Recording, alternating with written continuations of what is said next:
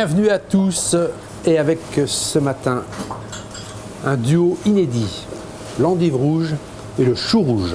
Alors l'idée va être de composer une salade de chou rouge au persil que nous allons nicher dans une gondole d'endive rouge. Couper le chou en 4, le geste de la recette.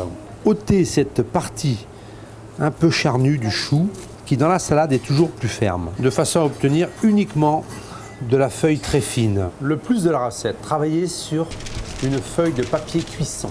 Réglez votre mandoline assez fine.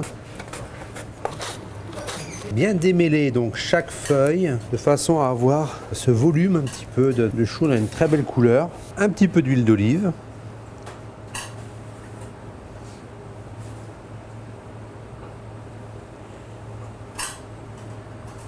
On va lui rajouter ce persil simple qui est une très belle conjugaison avec le chou rouge. On est sur 1/10 de persil par rapport au volume de chou rouge. Vous voyez, on mélange toujours avec beaucoup de délicatesse. J'adore cette idée de travailler à plat comme ça sur une feuille de papier, on est beaucoup plus à l'aise que dans un saladier. On fait un mélange avec les doigts qui est beaucoup plus régulier. On peut prendre les parfums. Je vais rajouter un tout petit peu de persil. Je trouve que je suis un petit peu faible. Il y a toujours cette notion de ciseler le persil toujours au dernier moment, de façon à ce qu'il exprime toute sa saveur et tout son parfum. Je vais rajouter un petit peu d'huile d'olive. On est dans l'esprit de la salade de carottes qu'on a fait il y a quelques semaines, où on évite le sel de façon à préserver les couleurs et surtout les textures. Alors, notre endive, j'élimine le talon. Nos petites gondoles d'endive sont là, donc je vais reprendre ce petit mélange de chou et persil. Et je vais simplement farcir chaque endive. Un bel équilibre entre le vert et le mauve. On se demande où on est. Les endives sont presque cachées par le chou. Donc on va terminer l'assaisonnement. Donc une huile d'olive, un petit peu de sauce soja. Je mélange.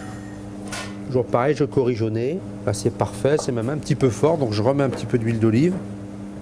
Le truc de la recette, le citron vert. On va rajouter dans notre petite vinaigrette pour d'abord rappeler la couleur du persil et apporter une légère acidité un peu exotique à nos petites gondoles. Il va me rester ce petit geste à faire sur chaque gondole. Ensuite, une légère petite fleur de sel, un petit moulin de poivre sur l'ensemble et il va nous rester à dresser notre plat. S'il vous reste un petit peu de vinaigrette, n'hésitez pas à la rajouter.